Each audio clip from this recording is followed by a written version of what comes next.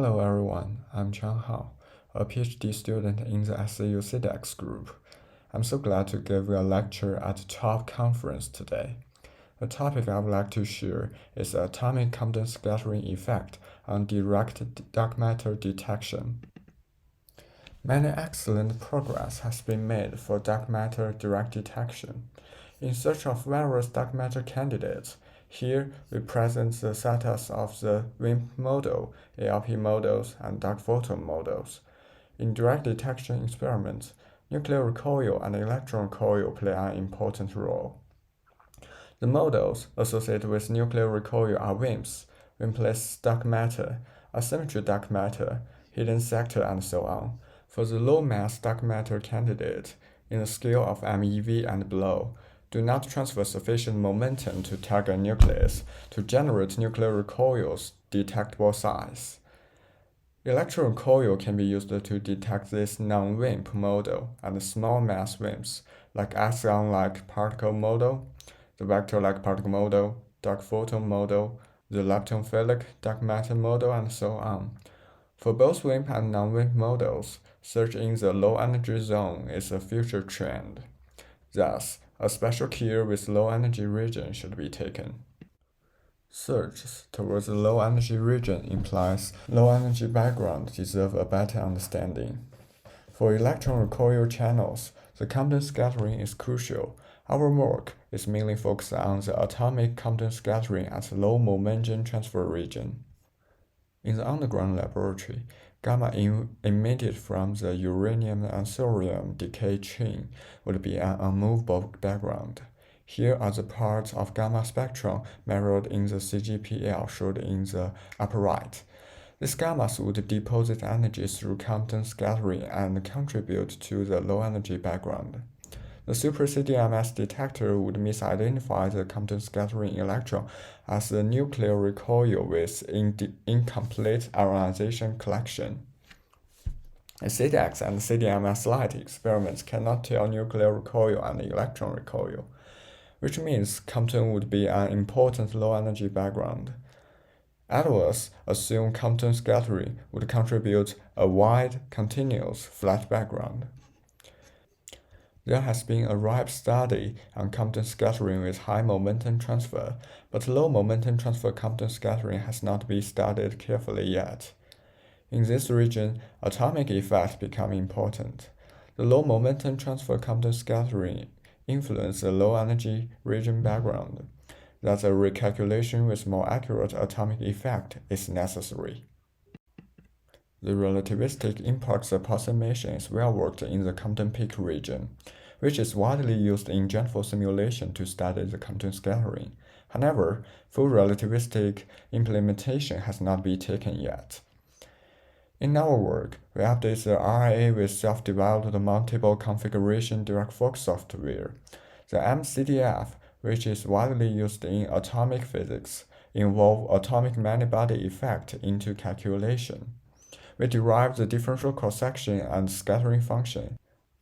Then, we compare the GenFlow built-in scattering function with our result for germanium, silicon, xenon, and argon. The structure of Compton energy spectrum in low-energy region had been analyzed. Both Compton scattering function and low-energy spectrum indicates a different behavior of Compton scattering in low momentum transfer region. After that, we applied our RIA calculation result into GenFlow to involve detector geometry into experimental energy spectrum, and implies it is possible to test our calculation with design of our experiment. Also, we expand the RIA into the millicharged particles search and calculate the energy spectrum. RIA with MCDF affects in different aspects. Let's give a quick look at the RIA double differential cross-section and get some information. In RIA approach, the DDCS can be factorized as three parts. The first one is the kinetic information of incoming and outgoing photons highlighted in the blue box.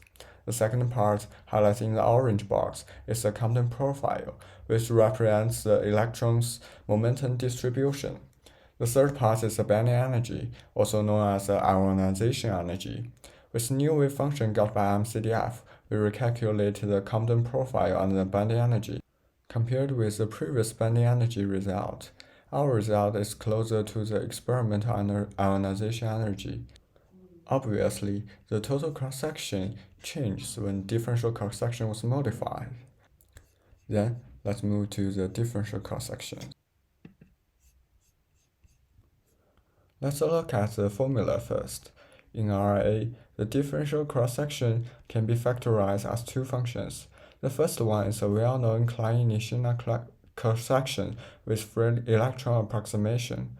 The second part is a so-called scattering function, which represents as the number of electrons are activated as free electron under a certain momentum transfer. The scattering function is as a function of momentum transfer labeled as capital X in the left figure.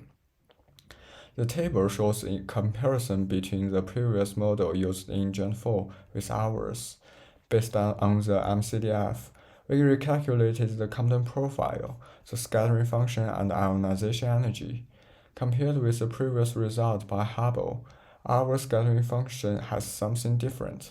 In the left figure, we present the scattering function of four elements that are widely used in Dirac detection, which are silicon, germanium, argon, and xenon. As we can see, for inert elements, our result is almost the same as Hubble's, while for semiconductor elements, diverge is significant in low momentum transfer region, highlighted by the green box. The discrepancy will change the current Compton scattering background in low energy region for semiconductor detector experiment. Then, the question for now is, what led to this divergence? In this page, we will try to find out the source of the discrepancy and conclude the effect by the fully RIA implementation. As we mentioned on the last page, scattering function depends on the Compton profile and bending energy. Thus, we test these two elements to find the most influential part. The left figure is Compton profile obtained by Hartree-Fock, Dirac-Fock, and MCDF respectively. By the way, the Compton profile is momentum distribution of electron in an atom. We notice that the numerical results match each other in the whole region but differ at high momentum region.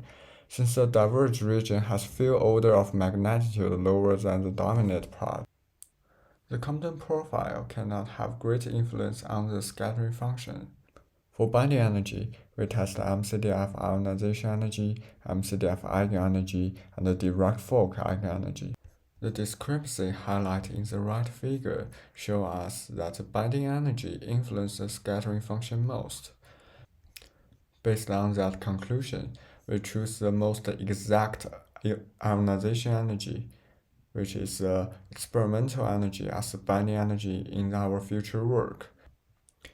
In the end of the discussion on RIA model modification, we conclude our RIA influence on the models used in Gen 4.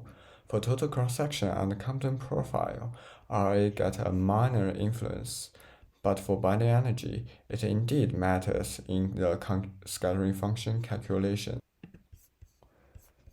Besides the scattering function, we also studied the Compton energy spectrum in low energy region.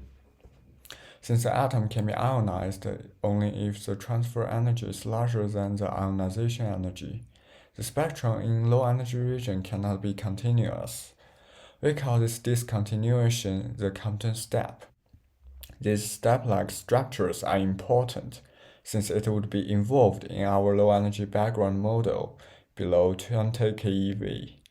The differential cross-section can be approximately linear dependence at low-energy region.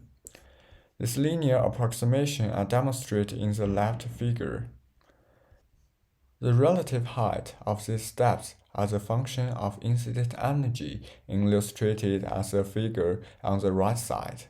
But for germanium, the ratio in the blue region are larger than those in the red region, and this phenomena we discovered will lead to a better background understanding. Then, we applied all of our theoretical results on Gen 4 simulation to involve detector geometry effect and provide insight to the design of our experiment. We mainly use these two Compton models. The right figure illustrates the progress of the Monash model. We modified three parts in the model. The first one is the Compton profile, which is called when resembling the electron momentum distribution, highlighted in the blue box. The second one is the scattering function, which is called when resembling total cross-section and scattering angle, highlighted in the green box. And the third modification is for ionization energy, which decides whether the ionization process happens or not, highlighted in the yellow box. Here are our simulation results comparing with the default Gen 4 model. The experiment is equipped with Germanium CSI coincidence system at small scattering angle. In the small angle region, the momentum transfer is low that we may be able to test our result. We run the same number of events with our modification and the Gen 4 built-in model respectively. In the right-up figures, the small one is for total energy deposition with 662 keV incident gammas. The bigger one is an energy spectrum between 0 to 12 keV. As we can see, and about 10% divergence are shown. The down left figure is the energy spectrum at an angle of 8 degrees. Also, we started the Compton step with our result in Gen 4, and we think the detector geometry may affect Compton step, furthermore, affect the Compton background shape in the low energy region. In the final part of my lecture, I will give a quick demo about an extension of RIA. We applied RIA to millicharged particles, which is one of the beyond standard model dark matter candidates. The previous approach for millicharged particles are the free electron approximation and equivalent photon approximation. The former one is suitable for higher energy transfer region, while the later one is suitable for lower energy transfer region. We compared these two results with our RIA approach. The figure is demonstrated for Germanium and Xenon, which shows that RIA result is close to FEA when the energy transfer is low, while close to the EPA when the energy transfer is high, which means RIA works well in the both regions. With the differential cross-section we calculated and some experimental assumptions, we can estimate a sensitivity for next generation experiment to find the millicharged particle. In the end, we do a quick review on our works. The RIA with MCDF for Compton scattering is calculated and intensively studied. We recalculated the scattering function for germanium, silicon, xenon, and argon. For germanium and silicon, there is a notable difference at low momentum transfer region, and the discrepancy mainly depends on the bending energy. Thus, we obtained the experimental ionization energy in our future work. Next, we evaluate the Compton step for germanium and silicon. This would improve our background understanding. Then, the comparison of the model and the one employed in Gen 4 simulation is studied. The revised calculation incorporated in Gen 4 is done, and the experiment to clarify the discrepancy is ongoing. In the end, RIA with ab initio atomic calculation is applied to the millicharged particle dark matter. This is the whole content of this lecture. If you got any questions, do not hesitate to contact me with the email presented on the first page. Thanks for your attention.